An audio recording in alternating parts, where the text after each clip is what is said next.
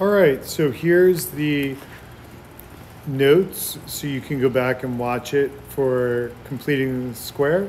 So this is going to be P5 part 3.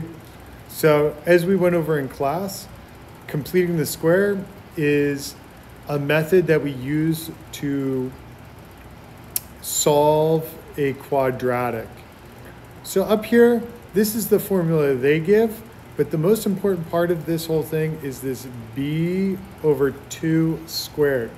And b is your kind of middle term, or the coefficient in front of your linear part of your, or the linear variable. So here, the first thing we want to do is divide everything by 4, because we need that to be an a value of 1. So my leading coefficient has to be 1. So we have x squared minus 5x plus 17 over 4.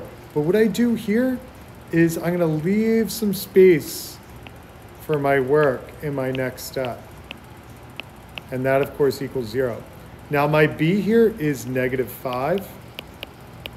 So what I do is I divide the -5 by 2, and then I square it. So that gives me 25 over 4. And then we'll do minus 25 over 4. Because I have to keep it like a 0, so I'm not doing anything to the equation. And now we're going to go ahead and group it. So here, this piece in the parentheses factors to x minus 5 over 2. All right, and we got that -5 over 2 because that's half of b. So that's going to be squared, because that's why it's called completing the square. And we combine that, and that's going to be -8 over 2. Well, 8 over 2 is 4, so we're going to add 4 to both sides, and we have x minus 5 over 2 squared equals 4. All right. So now what we're going to do is we're going to take the square root of both sides, and we'll have x minus 5 over 2 equals positive 2. And we have x minus 5 over 2 equals -2.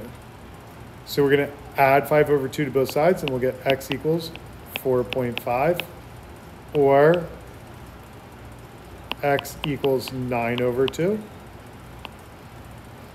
And here we'll get x equals 0.5, or x equals 1/2.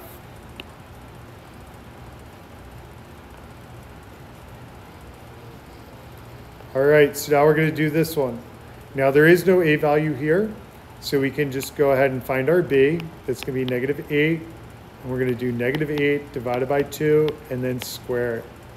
So here, that'll be t squared minus 8t. Don't forget to leave a space, plus 7 equals 0. Now, 8 over 2 is 4, so this is going to be -4 squared. That's going to be plus 16, and then we'll go ahead and subtract 16 real quick. So now I go ahead and I can factor this. That factors to t minus 4. Remember, it's what this piece is. -8 over 2 is -4. That's why it's t minus 4. So it's going to be t minus 4 squared minus 9 equals 0. Now we're going to go ahead and move the 9 over. So we have t minus 4 squared equals 9. Take the square root, and that is t minus 4 equals 3, or t minus 4 equals -3. Add 4 to both sides to get t equals 7, and t equals 1.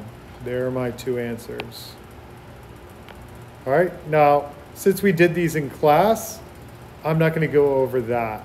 All right, I'll let you kind of work on those if you need to get caught up via completing the square. So 28 and 33, those are just like the one I just did. And 59 is like the original problem, the first problem I did, where you have to divide out for the a value. Hopefully this helps you guys.